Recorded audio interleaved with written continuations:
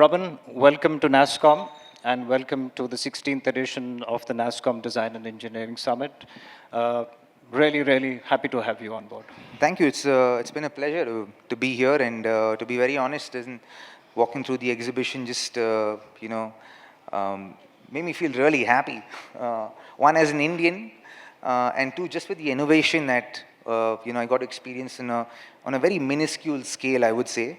But I probably, if I wasn't a famous person, I probably would have come here and been a keen observer of what the future holds for us. I think this is such a great place to come and experience what the future holds for us as far as tech is concerned and engineering is concerned. Awesome. And to everyone, I would call this destiny. And I have a little story, and it's going to be a slightly longish story than a normal elevator pitch. There was a sixth ODI that was going on, and this was way back in 2007, September. If I'm not wrong, it was 5th of September. And India was playing against England. We were down 2-3 in the series, and the match was at Oval. I was watching it pretty intently because I think most of us are cricket buffs, and we usually are glued to our television. India was chasing 316 on that particular day. I switched off my television at the break, thinking that we're done, we're dusted, we can't get there. Then the little genius in Tendulkar came in. And, usually I don't get nervous till he gets into his 90s. I got nervous in his 90s, usually do. 94, he gets out. Saurabh gets out first, 150 for no loss, 156 for 2, Tendulkar out. I said, we're gone. Towards the fag end, a very audacious batsman comes, and when I had given up all hope, and that batsman went and whacked the ball all over the place. And it made me think for a while that, hey, what happened? Where did this come from? Very unusual talent, 47 runs, 33 balls, India wins the match. 317 for 8, we win by absolutely a whisker. And that man was Robin Uthappa. And the story doesn't end. I'm on a flight exactly a week later, or less than a week later, South African Airways flight on work to Johannesburg. Cricket buff in me, and destiny strikes second time. Lo and behold, I'm sitting with the Indian cricket team. Suddenly I have a completely young team, including Srishant, and we had even Robin on the flight. We have that conversation. On the flight, bump into him the very next day at Santon Sun Hotel. Bump into him again the very next day at Durban at the Hilton. 13th of September, buy my ticket to go down to see a match, India versus Scotland. Match didn't take place, came back wet. It rained out. 14th of September, ended up going down to see that historic match. And 16, 17 years later, here is a deja vu moment for me to be here with you, Robin. Really a pleasure to have you on board. Thank you very much. It's a very keenly observed and recounted encounter, I would say. It did stay with me. I must say that I was on the ground. I only hope Srishant and I were well behaved. Srishant was... Seldom are we well behaved when we're together. Srishant was doing his breakdance and you were controlling him. But it is a pleasurable moment. I'm not sure on how many people would recount anyone here about 2007 and the bowlout. Okay, we have a lot of hands there. I was actually in the stadium, and we all decided to pack our bags. And before that, of course, there was this knock, which came a big way. 50 of 39 balls, and amazing knock, again by Robin. We'll talk more about that as we go along, but this is a story about Robin, his journey, adaptation, pivoting, investing in himself, learning. There's so many stories and there's so many facets about Robin which we're going to break down as we go through the conversation. Robin has assured that we'll have some time for conversations with each of you. And we have a little surprise for you for the questions that are asked. We'll have Robin giving you a little something special from his end. So do stay tuned in, listen intently, and raise your hands at the right time. So, Robin, Let's go into a series of questions starting with your past. Your dad uh, came in from, from a sporting fraternity. You've had a complete upbringing as far as tennis initially, and then you pivoted to the area of cricket. You stumbled into cricket. I think your first love was definitely tennis, not cricket. And when you look at this whole journey, what are your insights and experiences that have shaped your approach to the game as well as your mindset?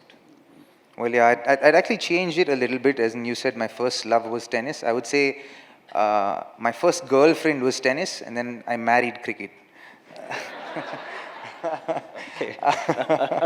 And as in all marriages, it's a lot of effort, and you got to put in a lot of effort and keep putting in a lot of effort, and you keep watering the grass, and as you water the grass and nurture it, it grows well and it stays green. So I've always kind of believed in that, and one of the reasons I picked cricket is because for me it was my passion in life. My first conscious memory of myself is of me playing cricket. My mom rolling the ball to me as a 2-year-old and me hitting it and exclaiming that I've hit a six when the ball's rolling along the ground next to her feet. That was my first conscious memory as a human being. So I love the game of tennis. Don't get me wrong, it's still one of my most favorite games. However, at the age of 7, when all of my friends were playing, tennis, or my dad created a small, back then there was space in Bangalore, and in front of our apartment there was a small 30-40 site, which my dad got cleaned up and said all the kids will play here. And so in that site we used to play a lot of cricket, tennis, different sports. And then so examinations got over, and it was summer holidays and vacations, and all my friends were playing downstairs and playing cricket, and my mom's like, why aren't you going? And I was like, I have to speak to her. I don't know what had gotten into me. So I opened the Indian Express to the city sports section, and it said, I don't want to play tennis anymore. I want to go to that cricket academy, which happened to be the Brijesh Patel and Imtiaz Cricket Academy. They just announced the summer camp. So my mom was a little taken aback, a 6-year-old, 7-year-old kid coming in saying he wants to play cricket and doesn't want to play tennis anymore. Lo and behold, 2 days later, I saw the first pair of gloves in my life, which was a dark yellow kind of cotton gloves, which my father had brought home one day. And I was like excited. And I think he saw the excitement and the glint in my eyes, and he said, all right, let this kid play cricket. But I would say a lot of credit goes to my mom. My mom practically learned how to drive to get there, to get me to practice every day. And it was, the onus was on me. My dad's condition was, you want to play cricket? Sure, you can play cricket, but you have to wake up, and you have to wake us up and then tell us to get ready, and then we'll take you to practice. And then mom will take you to practice. And that way she learns to drive. So we're like, okay. And then so again, I think the fact that I woke up at 5 o'clock in the morning to just kind of wake my mom up at 5:15 and then say, okay, I have to go, let's go. I think that showed them that I was keenly interested in the game. And then they kind of encouraged it. And dad was also someone who ran away from home to pursue hockey. His dad wanted him to join the army, but my dad wanted to play hockey. So he ran away from his home in Coorg and came here with 15 rupees in his pocket as a 16-year-old to make it big. And so he knew what it took to pursue a career in sport. So there was always encouragement. I was quite lucky. Awesome, and that's a fascinating story of your start. Mridula actually, pushed some questions of the 2007 World Cup, because I wrote so many questions there, and she said, okay, ask your questions right away. So with Mridula's permission, I always look upon the 2007 World Cup very much akin to the 1983 win, and it's actually created a new wave for cricket in terms of new sports people from different cities, smaller cities, different areas, and the opportunities have been galore. Now you lived through that entire transition. What was it like from your eyes when you saw this entire move from the World Cup to the IPL, in terms of your own learnings and also adaptability during that period of time? It was a fascinating period of time. I think much like where we are today in the world, I think we're a very blessed generation. We were speaking about this backstage and talking about how I think we're living in I think it was spank bang in the middle of the AI revolution. And much like the industrial revolution, there was a lot of fears, insecurity, there's a lot of innovation that was happening at that point in time. And I think we're in the middle of that right now. And it was a very similar situation in Indian cricket, because at that point in 2007, in Feb and March of that year, we lost the World Cup in West Indies, and it was a dismal performance. And then we came back, and all of India, the whole diaspora, kind of gave up on Indian cricket, because there was a lot riding on that. We had perhaps the best Indian team in a couple of generations going into that World Cup. And the previous World Cup we'd lost, we'd come runners up. So the expectations were high. And then when that low kind of hit us, the expectations, I think, just went out of the window. And we lost to Bangladesh and Sri Lanka there. Yeah. And as fate would have it, we went to the UK for the NatWest series. We finished there, and during that course of time, they picked the T20 side. And nobody in India at that point had any idea of what T20 cricket was. There was very few of us who actually even had a taste of what that was. I had played one tournament here in Bangalore, which is organized by Mr. Brijesh Patel and KSCA, but not many people had any kind of inkling of what T20 cricket was. And so when it came about, they said, we'll send the juniors for, the youngsters for this tournament. And we went there with zero expectation. Like, nobody had any expectation out of us, but the youngsters all within the group were that were really hopeful. We really wanted to make a mark. We really wanted to, stake a claim, so to speak, and say, what, this is our opportunity to show how good we are and portray the skills we have and what we can achieve for our country. And the mindset was very simple. The leadership group always spoke about taking it one game at a time, trying to learn as much as possible, and then letting go of the results of each game where it is and going to the next game and just going one game at a time. That was a conscious kind of discussion. Team meetings wouldn't last more than 10 and 12 minutes, because it was like precise, concise, and then we get out of there, and I think that was what kind of propelled us. And with each game that went by, we built a lot of momentum. And that, when you give a group of youngsters confidence, and they're not playing and operating out of this survival mentality, they begin to thrive. And that was the atmosphere that was created there by the leadership group. We had seniors in, MS was leading the side, Yuvraj Singh was there, Harbhajan Singh was there, Ajit Agarkar and Virender Sehwag were the senior guys. And the rest of us were all, youngsters coming up through the ranks. And so they held that mentality, which kind of propelled us forward and built momentum, and as we built momentum, we respected that momentum at each stage, and I think that's what took us right to the end. And even when all hope was lost, we were able to pull the rabbits out of the hats at multiple occasions. Awesome. I think key message on this in a lighter note is shorter meetings, 12-minute meetings, not too long meetings on virtual platforms as such. Keep it concise. As I always say, and you have to have, like, the more you talk about something, the novelty and the creativity to it kind of wears off. Sometimes you need to just leave room for creativity to take over and let something kind of just marinate, so to speak. And that is something that I think the leadership group there, MS and the leadership group there did really well. They gave clarity on roles, and they gave us the freedom to exercise those roles, and they defined those roles to us very, very well. And I think good leaders do that, and that's something that I've taken away in all of my experiences. And I'm quite an observational person. I kind of observe how things work. I love to understand the ins and outs of things and how they function, and even human psychology for that matter. So for me, that's where I think are the essences of life. There's much to learn from that. Awesome. So let's reflect on one more moment. At the 2007, again, I'm stuck in time with the bowl out. There's a cocky young guy who walks up to the captain, you, and says, "Give me the ball, captain, and I'm going to be a third bowler." Inexperienced, never been a regular bowler. What made you do that? One. Second is MS Dhoni trusted you, backed you to your instincts, and handed you the ball. walk us through the entire story as it took place. Well, there's a precursor to that story. One of that is we as a team actually practiced the bowl out. So there was information at hand, and then we exercised the right to practice the information at hand, so that if it does turn up, then we've at least practiced it a couple of times. We know what it takes to give us the best chance to do well. And for that, credit must be given to Venkatesh Prasad, our bowling coach, and Robin Singh, who read the playing conditions.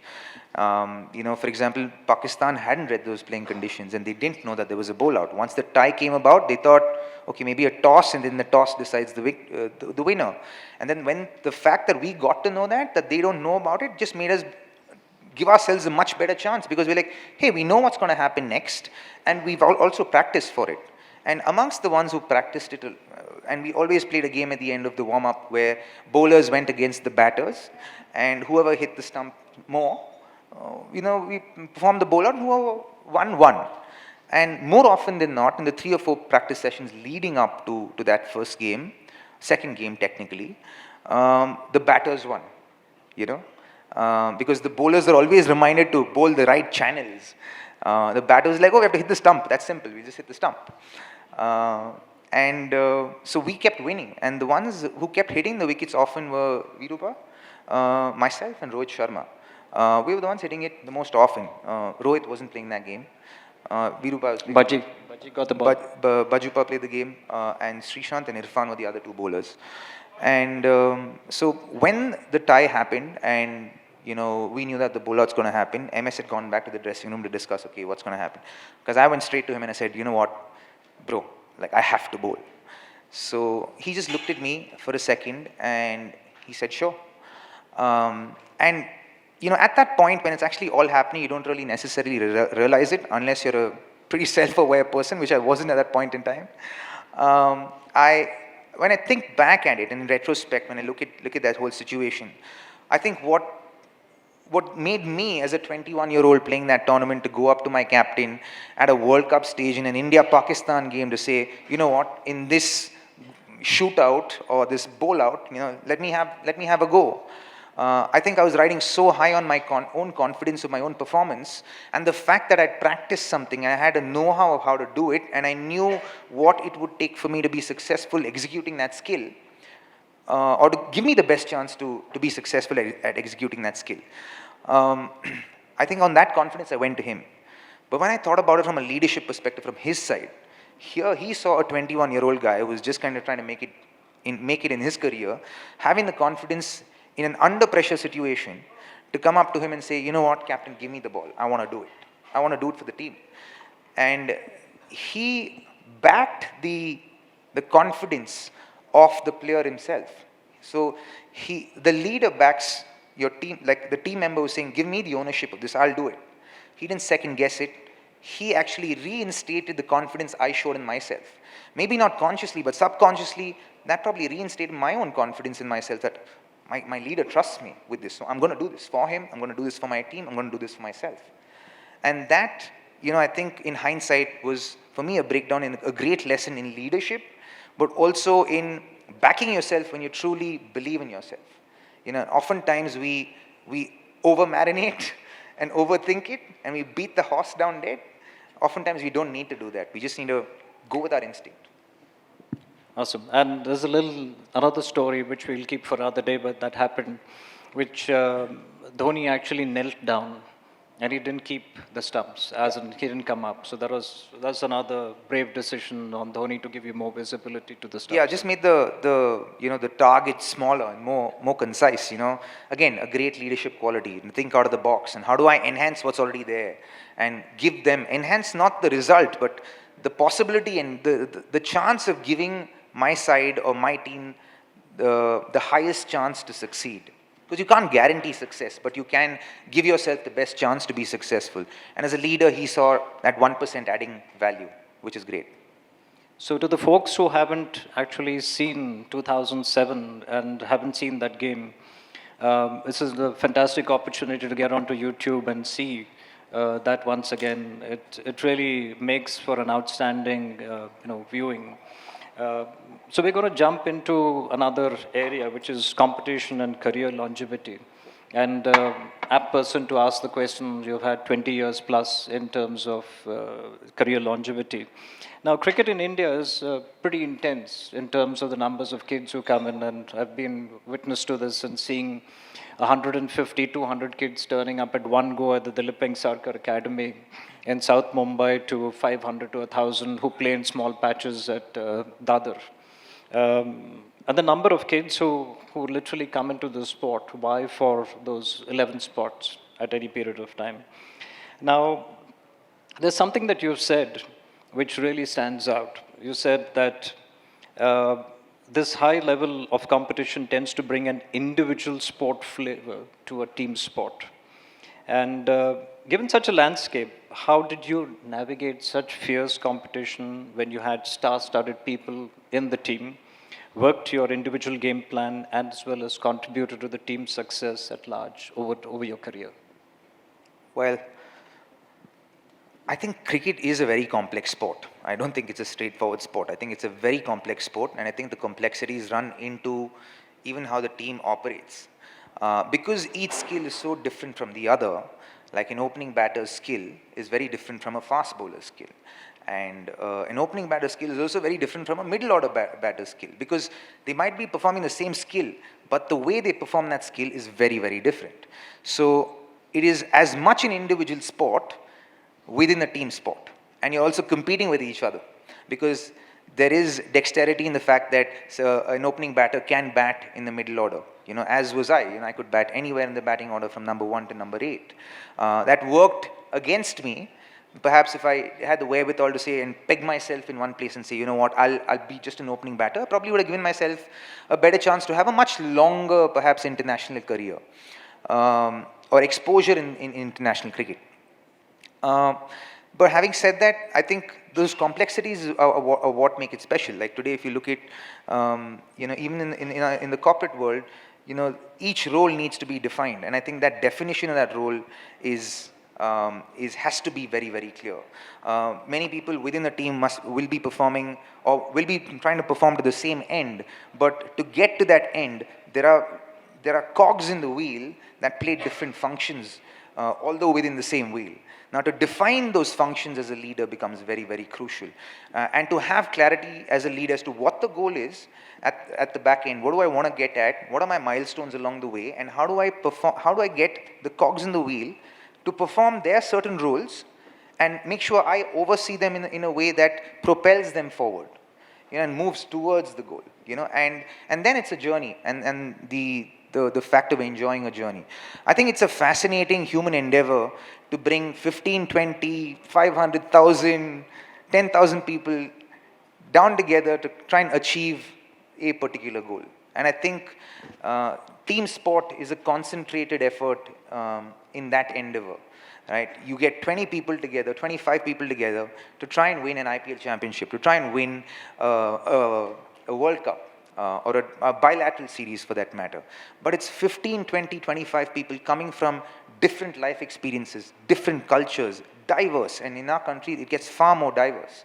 Like today, we find it hard to function together as a family to get to one end, because we're so complex. But I think it's the fascinating journey of the human endeavor.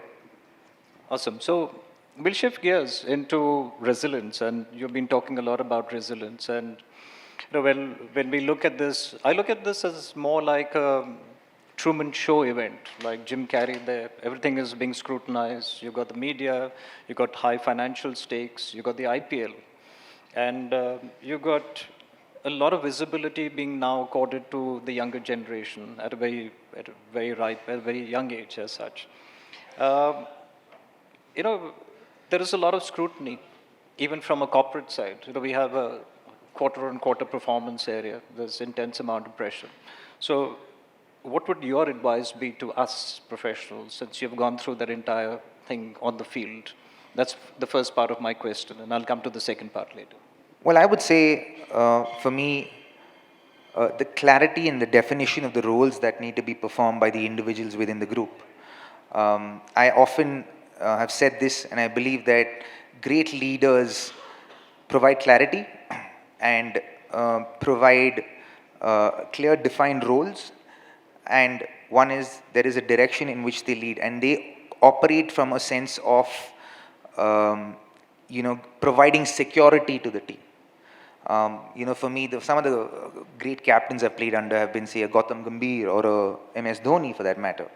And today, I witness and I observe Rohit Sharma from the outside. What do you see? What's the common factors amongst them? They provide longevity for players. They provide ample amount of chances. Yes, there are some that fall off the wayside, and it's human nature to have bias. It's just bias, which is normal human nature, and that's going to happen to all of us, if when we're put in the position of power. But for the most part, they exercise providing security to their group. And it's just human nature again. When you're working out of a place of security being provided for, then you're thinking of thriving. But when you're working out of a place of no security and you're working out of a place of survival, and that is the base that is the foundation on which you're operating from, you're just looking to survive the day. You're not looking at thriving. You're not looking at longevity. You're not looking at, what can I do to make this better? I'm like, what can I do to survive today to reach tomorrow? Or what can I do to survive this month to go to the next month? And that's the mentality that great leaders don't like their personnel working out of. I think a clear definition of that gives an athlete, like I said, or gives any human being the best chance to succeed. And that's what I think as leaders you can provide, like a great platform out of which your personnel can operate out of. I read this story about Zuckerberg. In his first couple of years, and one of his first employees, in his first couple of years, his goal was just growth. Everything was pegged against growth. And the clarity and role was defined to his first 30 employees.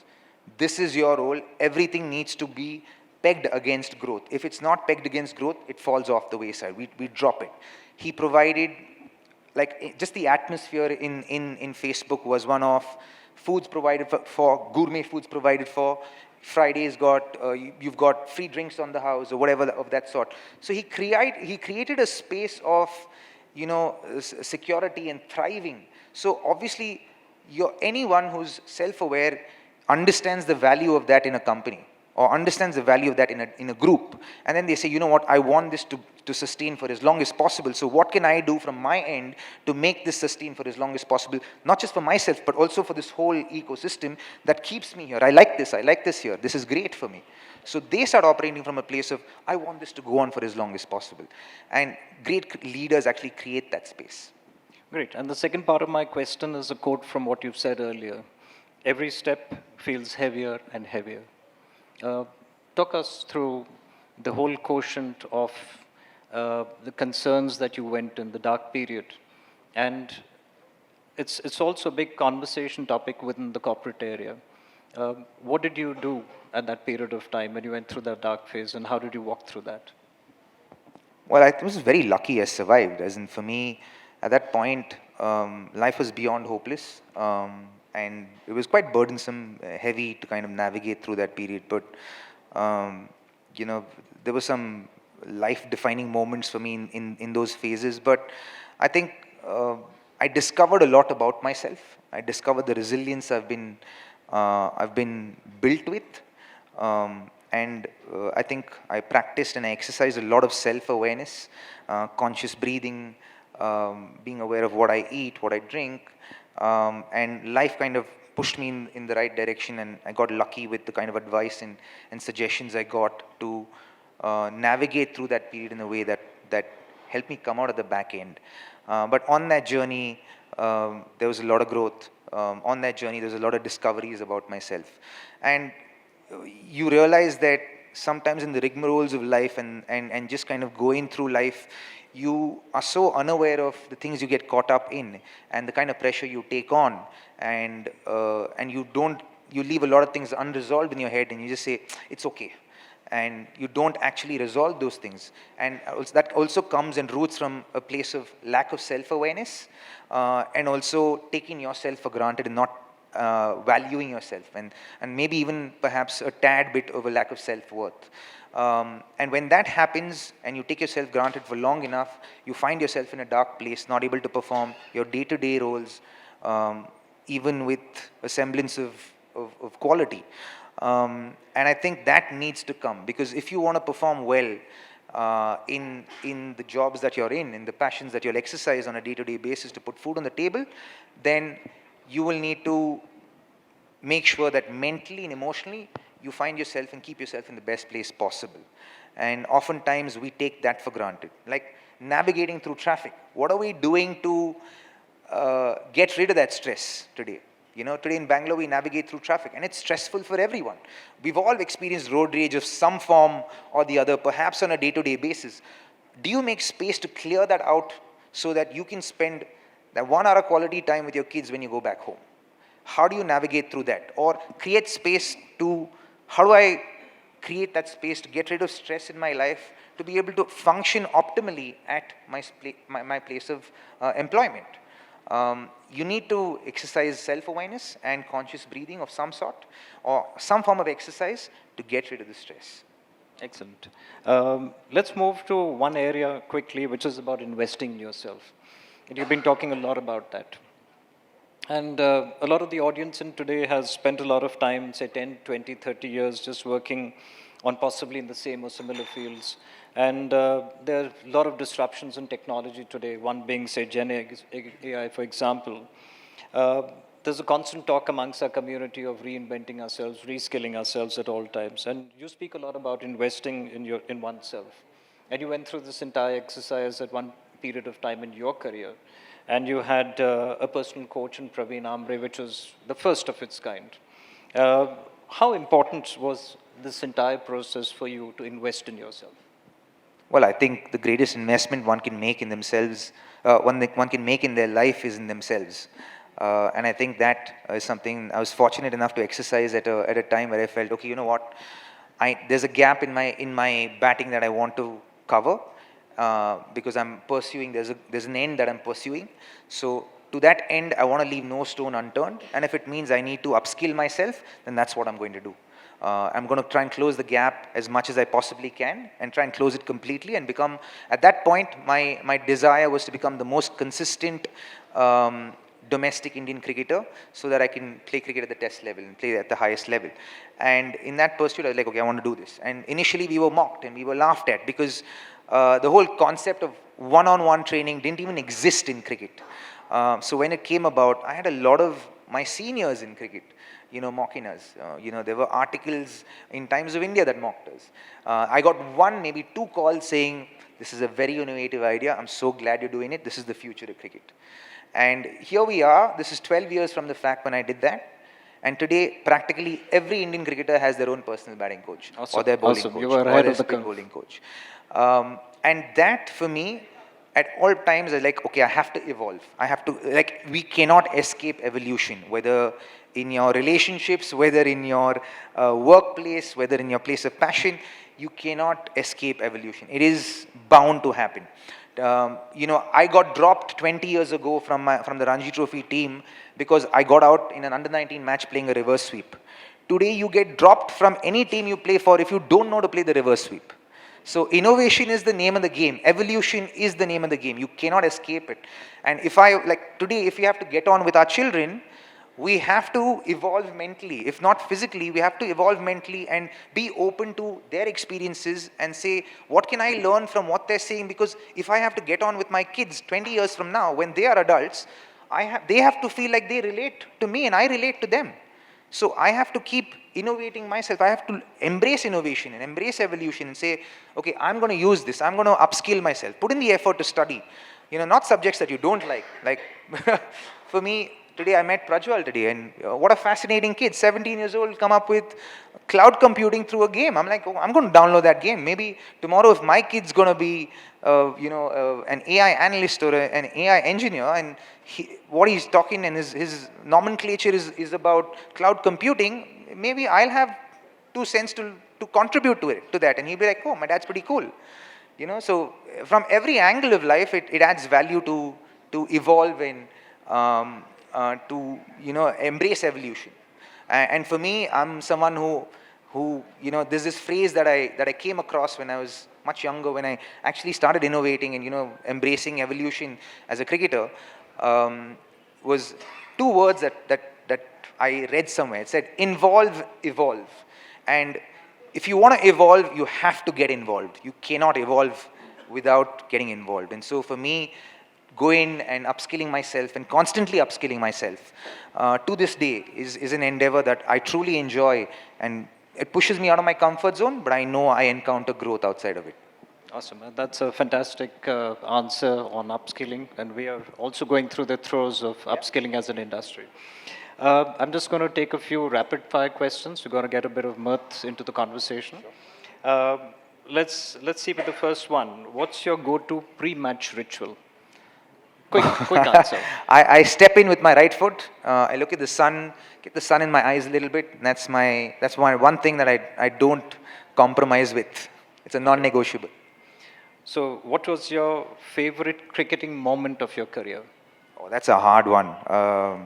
You're putting you in a tough spot. Yeah, it's. I have multiple, but I think for me, the one that was career defining for me and even for the Indian subcontinent was the 2008. Not the Indian subcontinent, but I just think the Indian fans even. I think the World Cup victory in 2007 kind of felt like, okay, we've made up for the loss of 2007, the World Cup in West Indies, and we've made up for not winning a World Cup since 1983. I think it's 28 years or something like that. But the 2008 Commonwealth Bank Series win in Australia, I think just confirmed the fact that we are world beaters. I think that is less spoken about. It just gave the entire Indian diaspora the belief that this team or Indian cricket are world beaters, and they have the potential to be world beaters, and I think that confirmed it. So for me, that victory is really, really special. So we'll jump to the third one. Your most feared leggy, Shane Warne, Murli, or Anil Kumble? Anil Kumble. Okay. I was so glad we were on the same side. So one player that you admired tremendously while growing up? Oh, plenty. I kind of made my batting around Sachin Tendulkar. So Sachin Paji was my first idol. But I've always drawn inspiration from people, and I continue to draw inspiration from the youngsters as well. Today, Surya Kumar Yadav is a massive inspiration for me. But my batting was modeled on Sachin Tendulkar, Rahul Dravid a little bit, and Sir Vivian Richards. Okay. Most challenging opponent that you have faced? I would say New Zealand. They had a quiet way of going about stuff. They were very un-Caucasian, if I may say so, than the rest of the cricketing world. They were never in your face, but they were just diligent and disciplined and just kept going out there. And oftentimes I found them the most kind of unnerving to play against. So one last one. One skill you wish you had? The skill to say no. Okay. So we're going to open it up for a few questions from the audience. Going to rotate the mics. Okay. We'll take the question right from behind. Can you stand up? Yeah, we can take your question. Can you stand up, introduce yourself and ask the question? Sir, I'm a volunteer here. Can't for hear you NASScom. here. Hold it closer. Hold the mic closer to you, buddy. Yeah. So my name is Sai Gaurav. I'm a volunteer here. I had a question. So as a sports person with a pretty good cricketing career, you would have dealt with losses in your life, sir. Sir, how do you come back from a loss that affects you, and what gives you the motivation to fuel that sadness or regret? Well, I'll just take facts. The facts are that people fail more than they succeed. Rahul Dravid today is one of the greatest test batters from our country. What's his test average? I think it's 51. So that means he's succeeded 5.1 times out of 10. Right? And he's considered an all-time great. So to understand and embrace that failure is only but a stepping stone, and you will learn from it, and it'll only empower you. I think that is what you take away. And you just want to make sure that when you are winning, you capitalize on winning as much as you can and making it as exponential as you can. And to take the losses as lessons, and on which you will not repeat it. It's the people who don't repeat the mistakes that they know that they will repeat based on their limitation as a human being or their limitation as an athlete. The less times they make those mistakes, the more successful they will be. Even Virat Kohli, for that matter, The cover drive is his highest scoring shot, but it's also his biggest weakness. Now, how does he navigate through utilizing his maximum potential scoring shot to the extent where it doesn't lead to his dismissal? The discipline involved there. So the knowing of your weaknesses also. And through your failures, you get to know your weaknesses a lot more. And the glaring parts. And then working on those glaring parts, minimizing that while working on your strengths and maximizing that. I think we've run out of time. What we will do is that we will keep questions in case we have time further. But I just like to ask you this little question that I've glanced upon and looking at your stats, looking at your career graph, looking at also the jerseys that you won. You seem to have something going on with numbers. All your jerseys are 27, 37, 77, whether it's ODIs or T20s. You had your the biggest dates in your career was a bowl out, according to me, 14th of September 2007. Your retirement was on 14th September 2022. What's it with these numbers? Is it a coincidence, or you've actually focused on this very deeply? Well, I study it. I study numbers. I consider myself a student in life, so I'm constantly trying to learn new things. So I'm in the process of studying Vedic astrology and numerology right now. So for me, numbers, I'm fascinated by numbers. I've always been fascinated by numbers. And numbers have played a big role in my life. I'm born on 11th of November. My wife's born on the 6th of June, which is 6/6. My son's born on 10/10. So we got married on 3/3 because like, okay, you know what, let's just make it all count. So, so we have a fascination for numbers in our family, and I think they have one with us as well. So you planned all this? No, I didn't plan any of it. The retirement wasn't planned. Obviously, you don't plan your debut. The numbers, I'm always fascinated by the number of 7 because, I think, spiritually also it's perceived as a number of completion.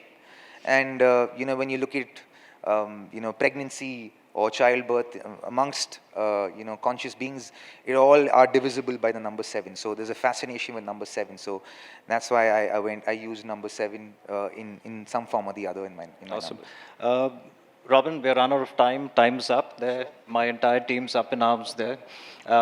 This has been such a fascinating conversation, and I still haven't gone through my complete question set as such. I think there are a lot of people who would love to have conversations with you. I have time for a couple of questions. If you all have time, then I can take a couple of questions. I'll keep it short. The problem is the Bangalore traffic and getting to the airport. But I must confess that I've had time to talk to Robin, and there've been such fascinating conversations, Robin. And I think this is only part 1 of the conversations that we've had. So many takeaways for us about investing in yourself, resilience, looking at mental wellness as such, not being shy to talk about it. Yeah. And that counts a lot in terms of evolving the continuous evolution, pivoting. And you have done that multiple times in your career. There's so much to learn about from Robin. And, post this, and I think there should be another opportunity for us to keep the conversation running. But really honored to have you here. As I said at the start, it's been a huge fanboy moment for me. 16, 17 years, deja vu for me and for the audience. Thank you so much on behalf of nasscom. Thank you very much. Thank you so much. For more content on tech and leadership, subscribe to nasscom YouTube channel and press the bell icon to never miss an update.